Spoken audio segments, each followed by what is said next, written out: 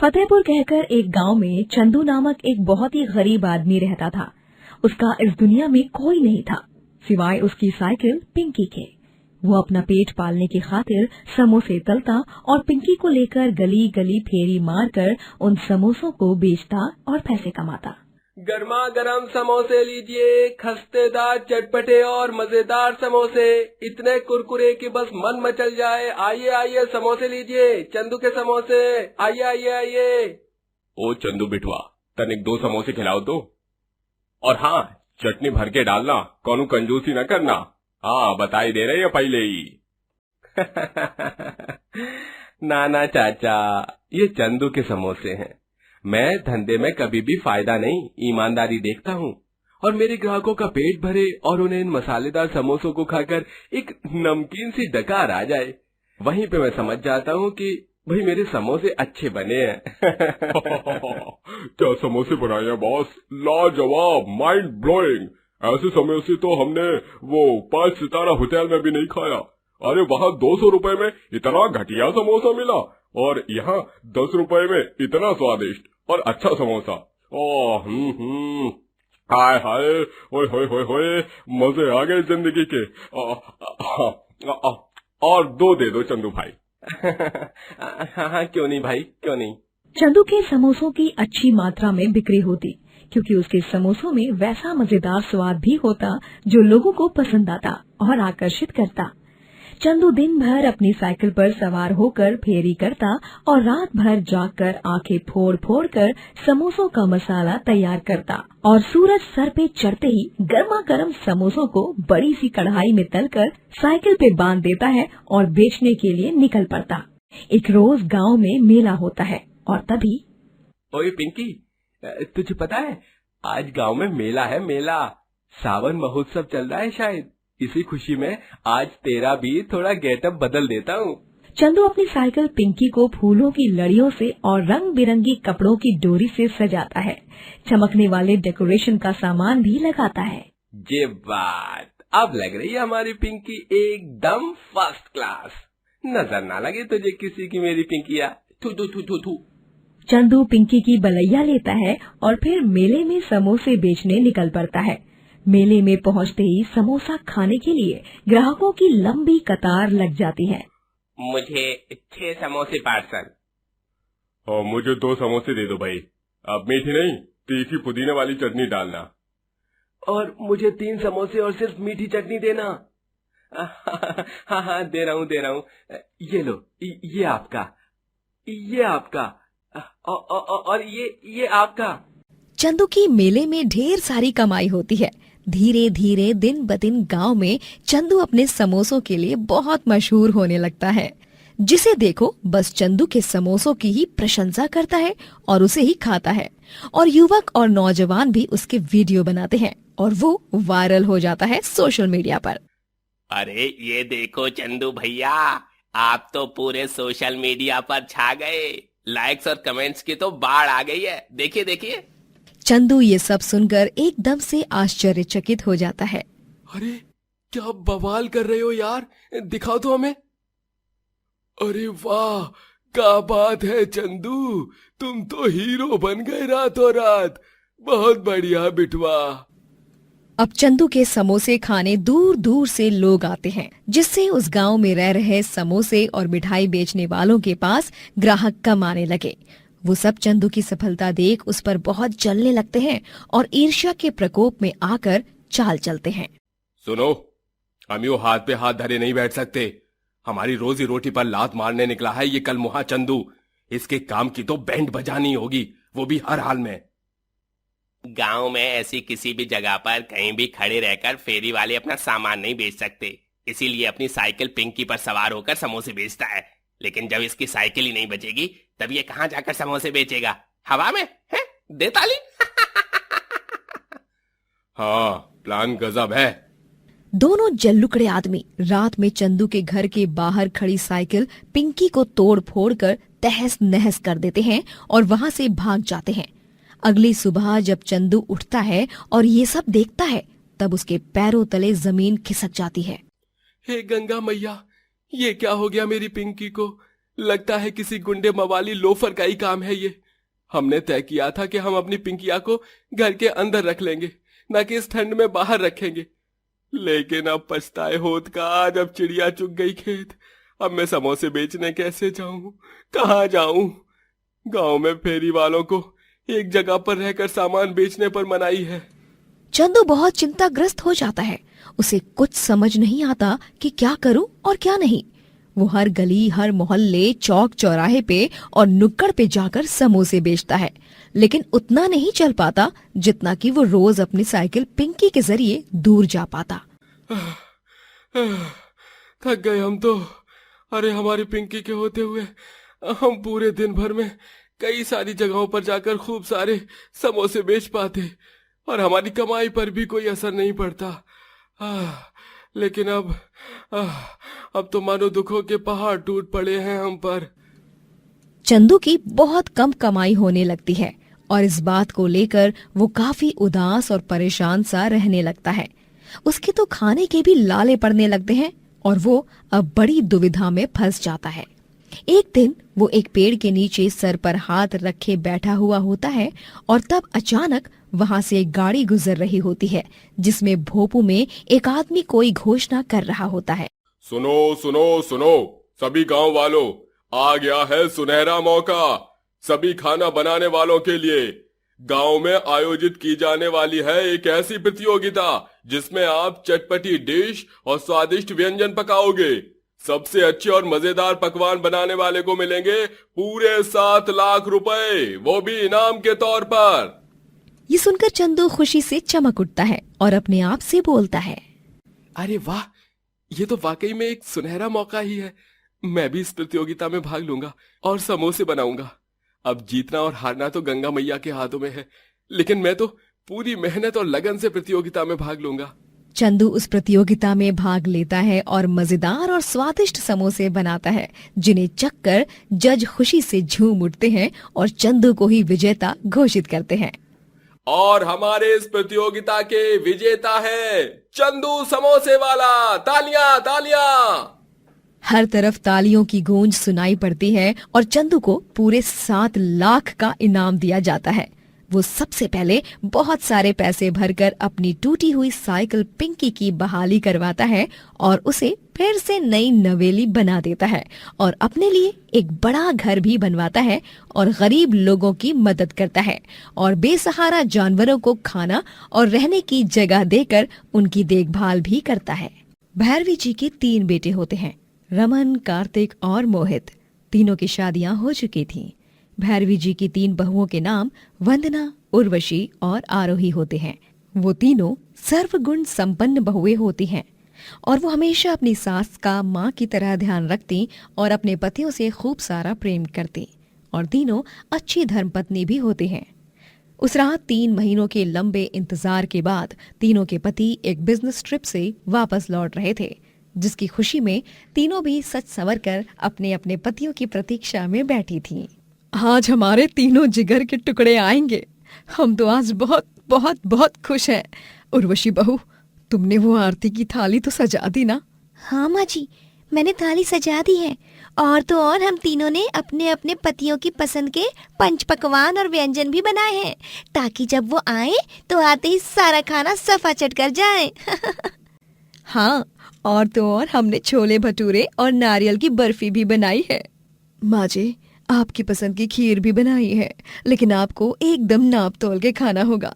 आपको पता है ना, आपको डायबिटीज है, तो डॉक्टर ने संभल कर सही मात्रा में खाने को बोला है। हाँ हाँ, हमें पता है, बार बार उसी बात को दोहराने की जरूरत नहीं है। वैसे हम तो बहुत ही भाग्यशाली हैं कि हमारी तीनों बहुओं के हाथों में साक्षात माँ अन्नपूर्णा का वास है। तुम तीनों के खाने में जो स्वाद है, जो जादू है, वो और कहीं नहीं। आस पड़ोस के लोग, हमारे दूर के सभी रिश्तेदार भी तुम्हारे हाथों के बने खाने की प्रशंसा ही करते रहते हैं। तीनों बहुएं राह देख ही रही होती हैं कि तभी उन्हें खबर मिलती है कि उनके पतियों की एक कार दुर्घटना में मृत्यु हो गई है और वो फौरन अस्पताल पहुंचती हैं और अपने मृत पतियों को देख बिलक बिलक कर रोती हैं। हमारे बेटे, ये क्या हो गया? ये क्या हो गया कार्तिक जी? आप हमसे दूर क्यों चले गए? हमें विधवा करके चले गए। मोहित जी, उठिए ना मोहित जी, उठिए।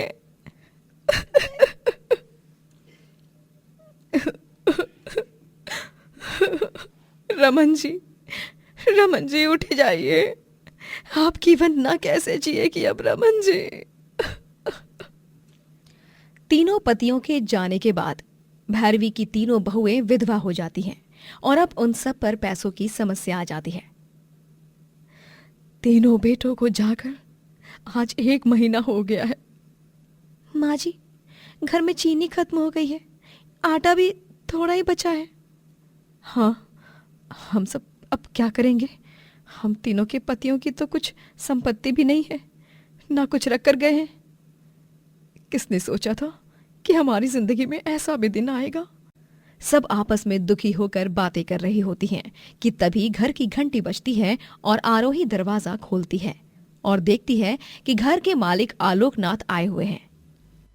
का नाटक चल रहा है तुम लोगन का? 1 महीना से बिजली का बिल नहीं भरा, मेंटेनेंस भी नहीं भरा। अरे हम का तुम लोगन ने अपना रिश्तेदार समझ रखा होवत है का? आलोकनाथ जी, हमको थोड़ा और समय दे दीजिए। हमने हमारे बेटे खोए हैं, इस घर की नींव खोई है, घर में खर्चे के लिए भी पैसे नहीं है, जरा समझिए ना। हाँ मालिक जी, प्लीज हमें कुछ और दिनों की मोहलत दे दीजिए, हम पैसे का बंदोबस्त कर देंगे, हम पर यकीन कीजिए। अरे तुम लोगन का यकीन गया चने की खेत माँ, हमका कच्छो नहीं पता। अगले 7 दिन माँ हमका हमार पैसा चाहिए, कौनो भी हालत माँ, समझ में आई गवा? और अगर ई का बावजूद भी तुम लोगन ने पैसा नहीं दिया तो हम तुम लोगन का सारा सामान, सारा बोरिया बिस्तरा उठाई के बाहर फेंक पटक देंगे। आलोकनाथ उन सब को डरा धमका कर वहां से चला जाता है और फिर तीनों बहुएं और भैरवी अति चिंताग्रस्त हो जाते हैं। अब हम क्या करेंगे समझ में नहीं आ रहा। हमारे पास तो कोई जेवरात भी नहीं है जिसे हम बेच बाच कर थोड़े बहुत पैसे इकट्ठा कर लें। तीनों बहुएं चिंता में होती हैं और सोच में पड़ जाती हैं और फिर उर्वशी के दिमाग में एक विचार आता है। मेरे पास एक आइडिया है। हम तीनों के हाथों का खाना जो कोई भी खाता है वो दीवाना हो जाता है, और अब हम अपना छोटा सा ढाबा खोलकर वहाँ पर खाना बनाकर बेच सकते हैं। आजकल तो हर कोई ऑफिस, स्कूल, कॉलेज या घूमने जाता है तब बाहर का ही खाना खाता है ना। अरे वाह, ये तो बहुत ही अच्छा सुझाव है। इससे तो हम अच्छे खासे पैसे भी कमा सकते हैं ना। बहुत अच्छी बात है ये तो। ये बहुत ही अच्छा सुझाव लगा हमें। उर्वशी, लेकिन एक बात की समस्या है, हम ढाबे को खोलेंगे कैसे? उसके लिए भी तो पैसों की जरूरत होगी ना। हाँ, हम भी यही कहने वाले थे। ये सब तो समस्या है ही, कैसे ढाबा खोला जाएगा और कैसे काम होगा, शुरू में ही सब तय कर लो। क्या कैसे करोगी तुम तीनों? उस सब की आप लोग चिंता मत कीजिए। मेरी सहेली है जो हमें उसके खाली मकान को इस्तेमाल करने की इजाजत दे देगी, और जब पैसे आ जाएंगे हम उसे उसके हिस्से के पैसे भी दे देंगे। हाँ, फिर तो बढ़िया है। तीनों बहुएं भगवान का नाम लेकर ढाबे का उद्घाटन करती हैं और भैरवी ढाबे में मंदिर स्थापना करके उसमें दिया भी प्रज्वलित करती है। हे माता रानी, मेरी तीनों विधवा बहुओं के ढाबे की खूब तरक्की हो। इतनी के ऊपर आसमान से मेरे तीनों बेटों को अपनी बीवियों पर बहुत गर्व महसूस हो। तीनों बहुएं चूल्हे पर पानी छिड़क कर और गैस पर गुड़हल का पत्ता रख के हाथ जोड़कर प्रणाम करती हैं और सारा खाना पकाती हैं। पहले ही दिन में ग्राहकों की लंबी कतार लग जाती है और उन सबको तीनों बहुओं के हाथ का बना खाना बहुत पसंद आता है और वो सब उनकी तारीफों के पुल बांधते हैं। ओए होए होए ओए बहन जी, ओ जी, आपने तो दिल खुश कर देता। इतना अच्छा कढ़ाई पनीर तो मैंने आज तक नहीं खाया। ओए बल्ले बल्ले, ओ शावा शावा। वाकई में, और आपके ये फुलके, ये कितनी अच्छी तरह फूले हैं, और तो और इनका स्वाद भी काफी अच्छा है। कौन सी चक्की से आटा पिसवाया है, जरा हमें भी बताइए। अयो रामा वेंकटेश्वरा, ये इतना अच्छा इडली सांबर तो मेरा बीवी भी नहीं बनाता जी, और मेरा अम्मा ने भी नहीं बनाया। जल्दी से बताइए, इतना अच्छा कुकिंग के पीछे क्या राज है जी? कोई राज नहीं है। आटा भी हमने घर पर ही पीसा है और मसालों को भी सिलबट्टे और ओखल में कूट कूट कर बनाया है। और हमारे इतने अच्छी कुकिंग के पीछे बस यही बात छिपी हुई है कि आप खाना ही क्या, कोई भी काम अगर सच्चे मन, लगन और मेहनत और पूरी निष्ठा से करो ना, तो वो काम अवश्य आपको सफलता और अच्छा परिणाम देगा। आप भी आजमा कर देखिए जीवन में। सच माँ, तुम तीनों का सुहाग उजड़ गया, तब वो भी ई चेहरे पे मुस्कान और मनमा निरंतर जज्बा। हमका तुम लोगन से बुजुर्ग हुई के बावजूद भी प्रेरणा मिलत रही है। भगवान तुम तीनों को ढेर सारी सफलता और तरक्की दे, और ऐसे ही मस्त मस्त स्वादिष्ट व्यंजन पकाई के तुम दूसरा लोगन का दिल जीतते रहो, यही मनोकामना करत है। धन्यवाद काका। ढाबे की कमाई से वो तीनों आलोकनाथ के पैसे चुका देती हैं और बाकी सब खर्चों को भी निपटा लेती हैं। एक दिन एक युवक फूड ब्लॉगर उनके ढाबे पर आता है, तभी वो उन्हें लाइव खाना बनाते हुए रिकॉर्ड करता है। तो दोस्तों, ये है कानपुर का सबसे मशहूर ढाबा जिसे 3 औरतें चलाती हैं, और वो ये करके हम सबको ये संदेश दे रही हैं कि औरतें भी आदमियों से कम नहीं। हा, क्या खुशबू है। देखिए तो सारे क्लोजअप शॉट्स में कैसे पूरी रोटी फुलके की तरह से फूल रही है। और हाँ गाइस, यहाँ का प्रसिद्ध लिट्टी चोखा तो खाना बनता ही है, और साथ में मटकी कुल्फी और केसर रबड़ी। दोस्तों यकीन मानिए, सबसे अच्छी जगहों में से एक है ये, सभी खाने के शौकीनों के लिए। वो युवक ब्लॉग को रिकॉर्ड कर लेता है और उसे यूट्यूब और सोशल मीडिया पर पोस्ट करता है, जिसके बाद वो वीडियो लाखों व्यूज के साथ पूरे देश भर में वायरल हो जाता है। और उर्वशी, आरोही और वंदना तीनों भी प्रसिद्ध हो जाती हैं और दूर दूर से लोग उनके ढाबे पर खाना खाने आते हैं। ऐसे ही एक अमीर आदमी भी अपनी बीवी संग आता है और खाना चखकर कहता है, बहुत ही बढ़िया खाना है। मैं एक रेस्टोरेंट का मालिक हूँ, क्या आप तीनों मेरे साथ पार्टनरशिप करना चाहेंगे? मेरे रेस्टोरेंट में शेफ बनोगे? जी क्यों नहीं, हमारे लिए तो ये बहुत ही सौभाग्य वाली बात होगी। फिर क्या, तीनों विधवा बहुएं इसी तरह तरक्की करती हैं और आगे जाकर अपना खुद का एक बड़ा रेस्टोरेंट खोलती हैं, और वो रेस्टोरेंट चंद दिनों में ही बहुत मशहूर हो जाता है और तीनों बहुएं भैरवी संग बड़े आलीशान बंगले में रहने लगती हैं और बहुत से पैसे कमाती हैं। तो दोस्तों, जब ये तीनों विधवा बहुएं अपने जीवन की बड़ी से बड़ी कठिनाइयों को मात देकर आगे बढ़ सकती हैं, तो हम क्यों नहीं? हर व्यक्ति को अपने जीवन में आगे बढ़ना चाहिए, फिर चाहे मुसीबतें कितनी भी बड़ी क्यों न हो, उन सब का डटकर सामना करना चाहिए। 4 बहुओं की एक रसोई। मंजरी जी की 4 बहुएं होती हैं, मोहिनी, ऋतु, शिल्पा और सुप्रिया। चारों जब रसोई में जाती हैं तभी, ओ बहन, दिमाग में भूसा वूसा भरा है क्या?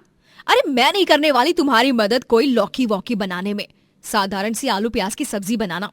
लेकिन मुझे आलू से एलर्जी है। पनीर बनाते हैं ना, बड़े दिनों से मन कर रहा है गाइस यार। ओ मैडम, तुम तो चुप ही रहो, वरना एक लप्पड़ लगाऊंगी। एक सब्जी काट के नहीं देती हो और बस हुक्म चलाती रहती हो किसी महारानी की तरह। नूडल्स बनाए? तुम ही खाओ, वो केचुए, हमें ना खिलाओ। ओहो, तो फिर खाने में बनाए तो क्या बनाए यार? कुछ ऐसा बनाते हैं जो हेल्दी हो, इजी हो और झटपट बन जाए। हेल्दी खुद को हीरोइन समझती है, लेकिन है तो चुड़ैल। चुड़ैल? किसको बोली तू? तेरी तो ऐसी की तैसी। रुक जा, तुझे अभी बताती हूँ, रुक। सुप्रिया मोहिनी को बेलन से मारने लगती है और मोहिनी भी सुप्रिया को मारने के लिए कढ़ाई उठाती है। ऋतु और शिल्पा दोनों भी सुप्रिया और मोहिनी को रोकते हैं। तभी उन दोनों को भी एक दूसरे का हाथ लग जाता है और ये गलतफहमी हो जाती है कि शिल्पा की बच्ची, तूने जानबूझकर मेरे मुंह पे हाथ मारा ना, जोर से? हाँ? ओ डायन, अगर मुझे तेरे मुंह पे हाथ मारना होता ना तो मैं सीधे चाटा ना मारू उल्टे हाथ का। तुझसे डरती हो क्या मैं, डरपोक कहीं की लोमड़ी। हाँ? तेरी हिम्मत कैसे हुई? रुक। और फिर ऋतु और शिल्पा दोनों में जंग छिड़ जाती है और वो दोनों भी एक दूसरे के बाल नोचने लगती हैं और ऐसे ही चारों बहुएं एक दूसरे पर बर्तन से वार करने लगती हैं और इस सब की चिल्लाहट सुनकर मंजरी भागे दौड़े रसोई में आती है। ओहो, तुम चारों के अंदर क्या कोई आत्मा घुस गई है क्या? क्यों एक दूसरे का खून चूसने के पीछे पड़ी हो? अरे रसोई एक औरत की सहेली होती है और वो अपने दिन का सबसे अधिक समय रसोई में ही बिताती है। घर का सबसे पवित्र स्थान एक रसोई ही होती है और तुम चारों नासपीटियों ने इस रसोई को ही युद्ध भूमि बना दिया। वाह! लेकिन माँ जी, कुछ मत बोलो तुम मुझे। तुम चारों को तो क्या खाने में बनाया जाए ये सोचने में ही 7 जन्म लग जाएंगे।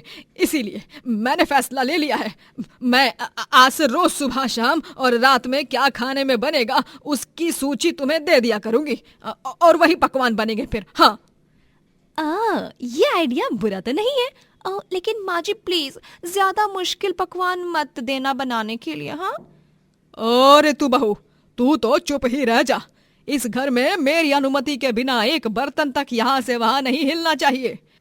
इतना सब कहकर मंजरी चली जाती है और अब चारों बहुएं ही चिंताग्रस्त हो जाती हैं क्योंकि उन्हें तो कुछ भी ठीक से बनाना नहीं आता। तभी सब गहरी सोच में पड़ जाती हैं और फिर मोहिनी के दिमाग में एक विचार आता है। सुनो, हमारे पति वैसे भी माँ जी के गल्ले में रोज पैसे डालते हैं, तो हम उन्हीं पैसों को रोज गुल्लक का ताला खोलकर उसमें से निकालेंगे और फिर बाहर से खाना मंगवाया करेंगे और हमारी बेचारी सास मंजरी देवी को तो इस बात की भनक भी नहीं पड़ेगी। हाँ यार, ये तो सॉलिड आइडिया है। इससे तो हमारे कुछ पैसे खर्च भी नहीं होंगे, जो भी होंगे माँ जी के होंगे और हम चारों बहुओं की रसोई की लाज भी बनी रहेगी।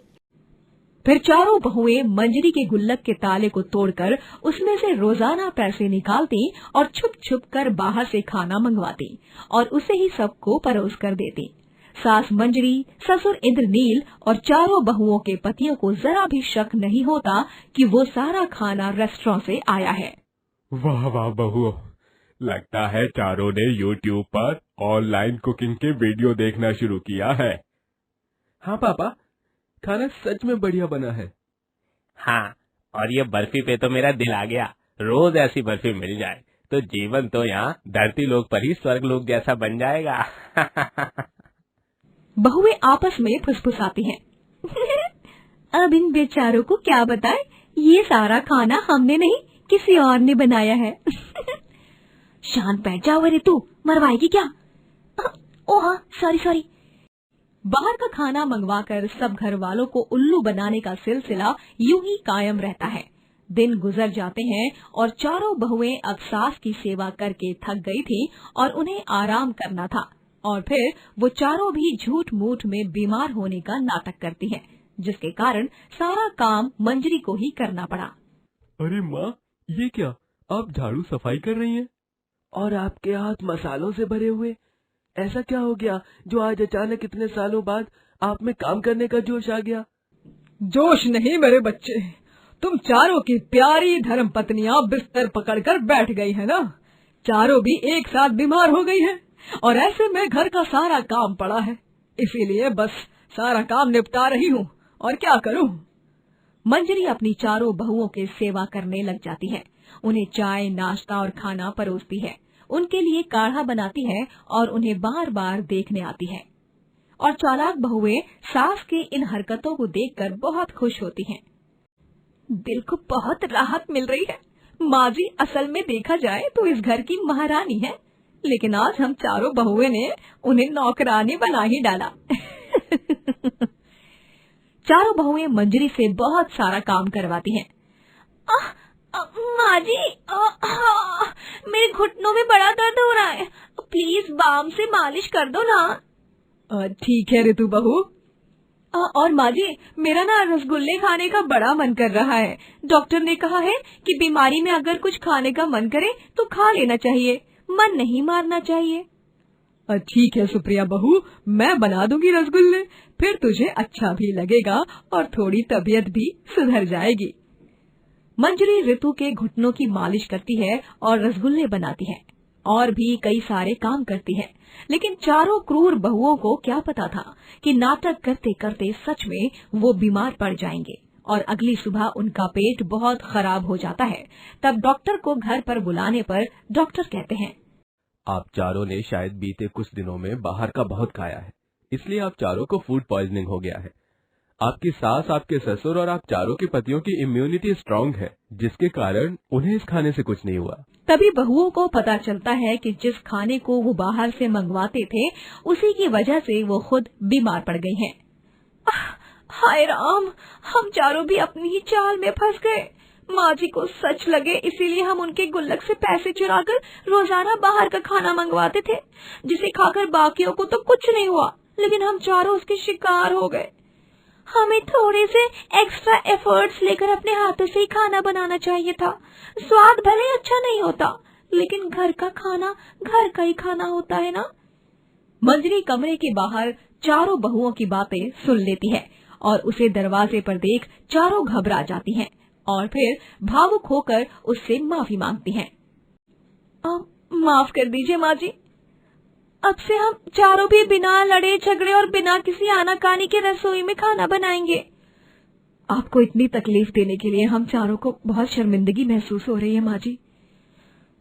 आप हमें माफ तो कर देंगी ना माँ जी? प्लीज प्लीज प्लीज माँ जी प्लीज। हमें समझ में आ गया है, अब सब कुछ हमारी समझ में आ गया है, हमारी आंखें खुल गई हैं। माफी मत मांगो मेरी प्यारी चारों बहुओं, तुम्हें अपनी गलतियों का एहसास हो गया, यही बहुत है मेरे लिए। अगली बार से कोई बीमार होने का नाटक मत करना। और रही बात खाना बनाने की, तो इस दुनिया की हर बीवी, हर बहू के हाथों में माँ अन्नपूर्णा का वास होता है, बस वो समय के साथ उभरता है। इस तरह चारों बहुओं की अक्ल ठिकाने आती है और वो एक साथ मिलजुल कर खुशी से स्वादिष्ट खाना बनाती हैं। सलोनी और प्रतीक दोनों भी एक दूसरे से बहुत प्यार करते हैं और जब दोनों का रोका होता है तभी उस दिन।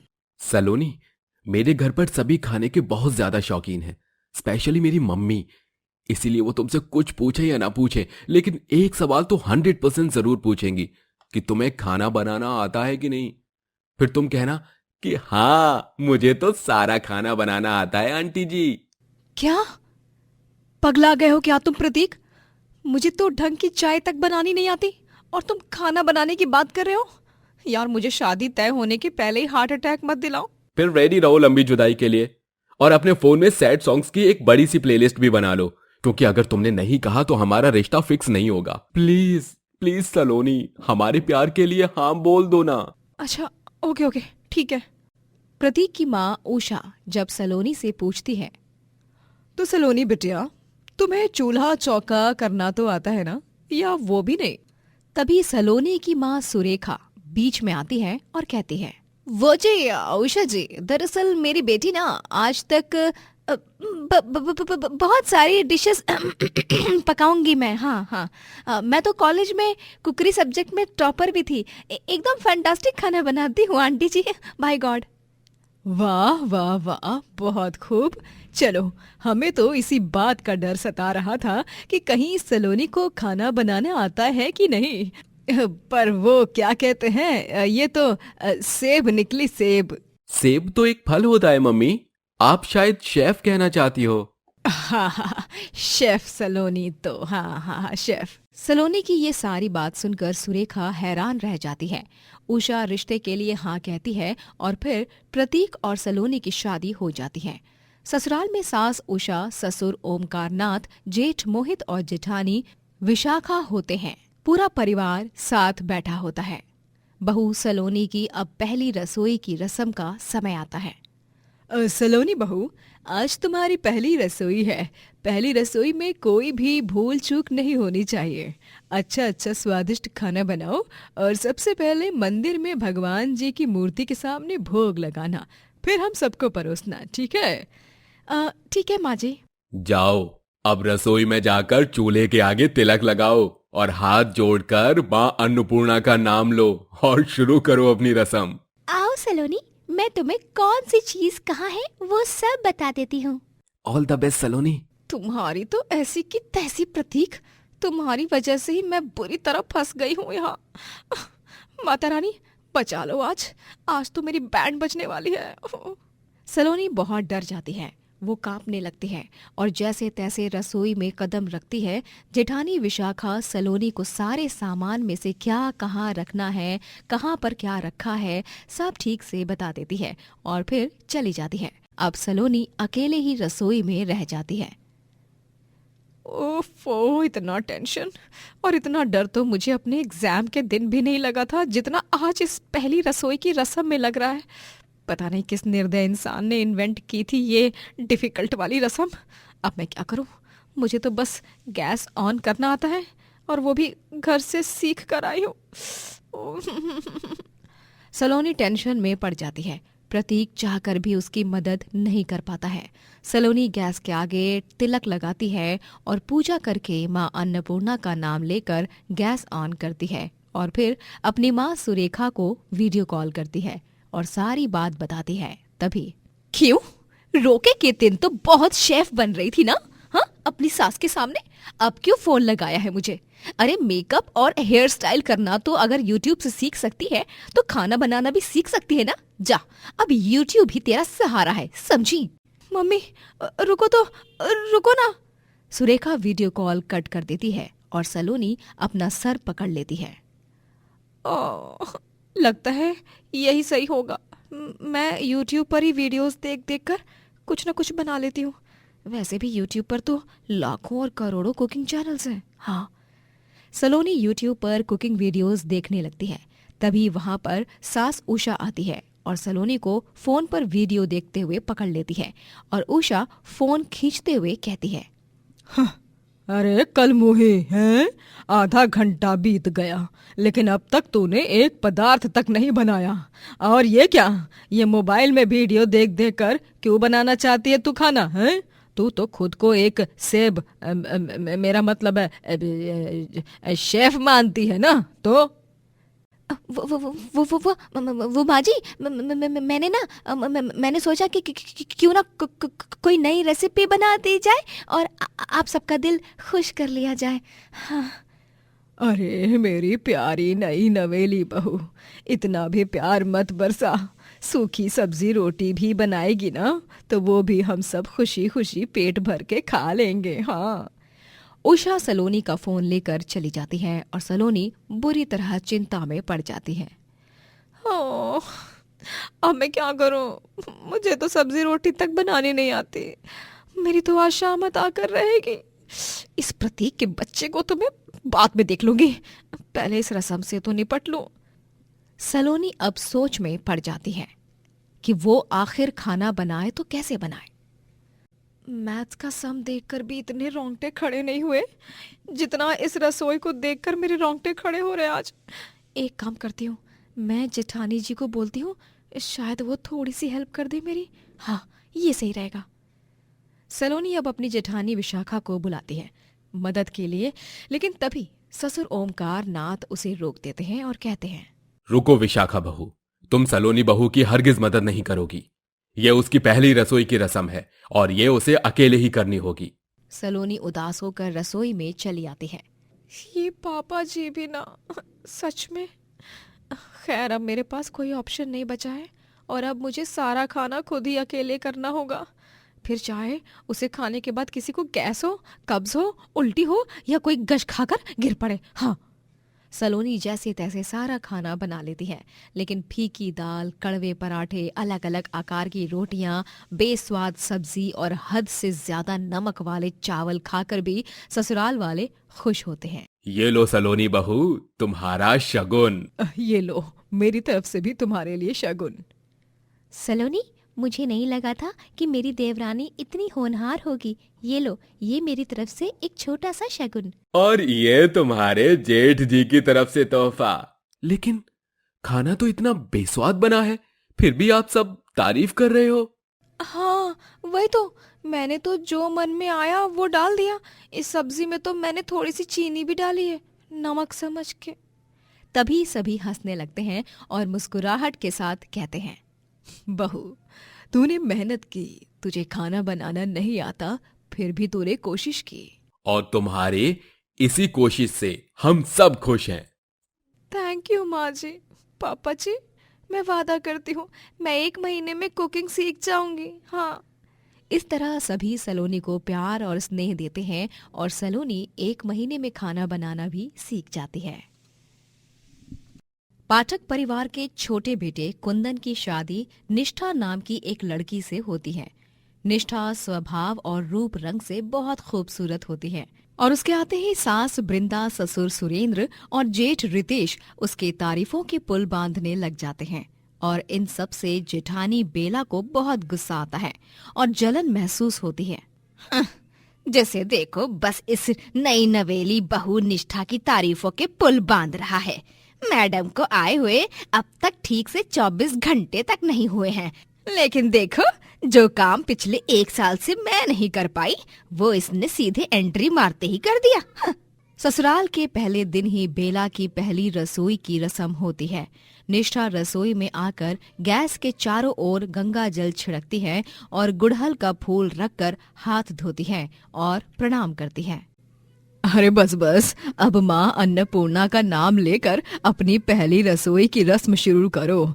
जब हम तुम्हारे घर रिश्ता पक्का करने आए थे तब तुमने कितने स्वादिष्ट और खस्तेदार समोसे खिलाए थे हमें। तुम्हारे मायके वाले हमेशा तुम्हारे हाथ के खाने की प्रशंसा करते रहते हैं और इसीलिए आज हम सब भी तुमसे बस बड़ी उम्मीद लगाए बैठे हैं। कुछ अच्छा सा, चटपटा सा, मीठा सा, कुरकुरा खाना बनाना। हाँ। निष्ठा वृंदा के पैर छूती है और उसका आशीर्वाद लेकर माँ अन्नपूर्णा के नाम को लेती है। अपनी पहली रसोई का खाना बनाकर शुरू करती है। वो घंटों तक खड़े रहकर कड़ी मेहनत और लगन से अलग अलग प्रकार के पकवान बनाती है। चलो अब ये शीरा और ये सब्जी बन गई है, अब फटाफट से पूड़ियाँ तल लेती हूँ और उसके बाद फ्रिज में जमाई हुई बर्फी को निकालकर काटना भी तो है। हे भगवान, प्लीज मेरा साथ दीजिए, वक्त के पहले ही मैं सारा खाना बना पाऊँ। इतनी हिम्मत और ताकत दीजिए प्लीज। अब आएगा मजा जब सब लोग ये खुजली वाला पाउडर खाना खाएंगे और इन सब का इल्जाम लगेगा मेरी बेचारी भोली सी प्यारी सी मासूम सी देवरानी पर। निष्ठा की बच्ची, आज की तेरी पहली रसोई इस घर में आखिरी रसोई होगी। देखना तो, बहुत हुई तारीफें, अब बारी है गालियां सुनने की। बाद में निष्ठा और बेला दोनों मिलकर डाइनिंग टेबल पर सभी घर वालों को खाना परोसने लगते हैं। तब उस खाने को खाकर सभी बंदरों की तरह खुजलाने लग जाते हैं और उन सब की खुजली आउट ऑफ कंट्रोल हो जाती है। अरे अरे अरे कलमुही, करमजली, ऐसा कौन सा नमक डाल दिया अरे इस खाने में जो हम सब बंदर बन गए। हाय हाय, बहुत खुजली आ रही है रे। जिंदगी में पहली बार इतनी खुजली आ रही है। अरे आज तो हम चारों का खून निकल कर ही रहेगा यूं खुजा खुजा कर। बेला, ऐसा क्या मिलाया है इस खाने में जो हमें इतनी भयंकर खुजली हो रही है? बताओ। पगला गए हो क्या रितेश जी? ये सारा खाना मैंने नहीं, निष्ठा ने बनाया है और भगवान का लाख लाख शुक्र है कि मैंने ये खाना नहीं खाया, वरना खुजला खुजला कर तो मैं लाल पीली हो जाती थी। हाँ, आप सबकी तरह। सबको यूं खुजलाते हुए देख निष्ठा हैरान और दंग रह जाती है। वो तुरंत अपने कमरे से एक स्प्रे लाती है और उसे सबके बदन पर छिड़क देती है, जिसके बाद उन सब की खुजली रुक जाती है। अरे निष्ठा बहू, तुझसे ये उम्मीद नहीं थी। पहली रसोई में ही हमें आधा मार डाला, खुजला खुजला के तूने हम चारों को लाल कर दिया। अरे कहीं कल को मार ही न डाले। अरे भगवान। ऐसी बात मत करो माँ जी, मरे आपके दुश्मन। मेरा यकीन मानिए, मैंने कुछ नहीं किया। मैंने शिद्दत से सारा खाना बनाया। मैं खुद इस बात को लेकर हैरान हूँ कि ये सब आखिर कैसे हो गया। चुप रहो यार निष्ठा, तुम पूरे मूड की बैंड बजा दी। खाओ ये खुजली वाला खाना तुम ही। सभी घरवाले निष्ठा को खूब सुनाते हैं और ये सब देखकर बेला मन ही मन फूट फूट कर हंसती है और उसे बहुत खुशी महसूस होती है। बेला अब ऐसे ही रोजाना निष्ठा के बनाए हुए खाने को बिगाड़ती रहती है और उसे परिवार वालों की डांट पड़वाती रहती है। छी, ये चाय है कि क्या है? अरे नासपीटी, चाय में नमक और सब्जी में चीनी तेरी अम्मा ने डालना सिखाया था क्या है? ये मोहतरमा अपना दिमाग मायके में ही भूल आई है, इसलिए न कुछ सूझ समझ नहीं रहा। जितना अच्छा तुम्हारा बारे में एक्सपेक्ट किया था, तुम उससे भी कई गुना ज्यादा अलग निकली। हाँ निष्ठा, और वो कटोरी में जो आलू थे वो सड़े हुए आलू थे। तुमने उन्हीं के पराठे बनाए हैं। उनसे किसी का पेट दुखा तो? निष्ठा भावुक हो जाती है और सभी से कहती है, मुझे माफ कर दीजिए, मुझे खुद को ही नहीं पता कि ये सब क्या हो रहा है। मेरे साथ ऐसा क्यों हो रहा है? मैं आइंदा से ध्यान रखूंगी। तुमसे अच्छी तो मेरी बड़ी बहू बेला है, कुछ सीखो उससे।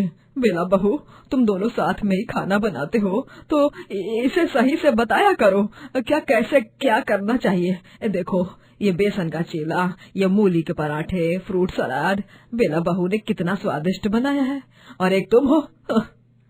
निष्ठा को बहुत बुरा लगता है और वो रसोई के एक कोने में बैठकर बहुत रोती है। बेला को ये देखकर बहुत अच्छा लगता है। रो रो और रो, तुझे यूं इस हाल में रोता बिलखते देख मेरे कलेजे को बहुत ठंडक मिल रही है। एक दिन तो बेला निष्ठा के बनाए सब्जी में इतना सारा गैस पाउडर मिला देती है कि जब सारे घर वाले उसे खाते हैं तो उन्हें गैस की दिक्कत हो जाती है और घर भर में बदबू फैल जाती है। हाय हाय, ऐसा क्या मिला दिया इस सब्जी में निष्ठा बहू कि हम सब बॉम्ब पे बॉम्ब होने जा रहे हैं। बाप रे बाप, लाइफ में पहली बार इतना नॉन स्टॉप पाद मार रहा हूँ मैं। निष्ठा, दिस इज टू मच। छी छी छी निष्ठा, देखो तुम्हारे कारण पूरे घर में ऐसा धुआं फैल गया है। गैस के कारण सबकी तबीयत खराब हो जाती है और पेट खराब हो जाता है। निष्ठा को कुछ समझ में नहीं आ रहा था कि आखिर उसके साथ क्या हो रहा था और ये सब कैसे हो रहा था। दिन ब दिन उसे सबसे इतने ताने मिलने लग जाते हैं कि वो बर्दाश्त नहीं कर पाती। उसके और कुंदन के रिश्ते में भी दरार आने लगती है और क्रूर बेला इन सब से मजा लेती रहती है। एक दिन सभी बाहर गए होते हैं और घर में सिर्फ बेला और निष्ठा ही रहते हैं। तभी जब बेला रसोई में अपने लिए चाय बना रही होती है, तभी उसका पल्लू उड़कर गैस पर चला जाता है और वो आग पकड़ लेता है। बचाओ, आग, बचाओ! बेला गला फाड़ फाड़ कर चीखने चिल्लाने लगती है और इन सब में उसके हाथ से तेल की बोतल नीचे गिर जाती है और सारा तेल फर्श पर गिर जाता है और पल्लू की आग अब फर्श पर भी आ जाती है और पूरी रसोई में चारों तरफ आग लग जाती है। तभी वहाँ निष्ठा पहुँचती है और ये दृश्य देखकर वो एकदम से भौचक्का हो जाती है। आग! अरे कोई मुझे बचाओ, मैं आग में फंस गई हूँ। बचाओ! रितेश जी, माँ जी, बचाओ ना। बेला दीदी, आप घबराइए मत, बस हिम्मत मत हारिए, मैं आपको बचा कर रहूंगी। निष्ठा फौरन पानी का पाइप नल से लगाती है और पाइप से पूरी रसोई में पानी छोड़ती है और शॉल ओढ़कर खुद आग में कूद जाती है और बेला की साड़ी पर भी पानी डालती है और उसे बचाकर आग से बाहर निकालती है। बाद में जब सब सामने आ जाते हैं तभी, निष्ठा, मुझे माफ कर दो, मैं आप सबको एक बात बताना चाहती हूँ। निष्ठा बुरा खाना नहीं बनाती, वो तो मैं थी जो इसके बनाए खाने में कुछ न कुछ मिलाती थी और इसे बुरा बनाती थी ताकि इसे आप सबकी डांट पड़े।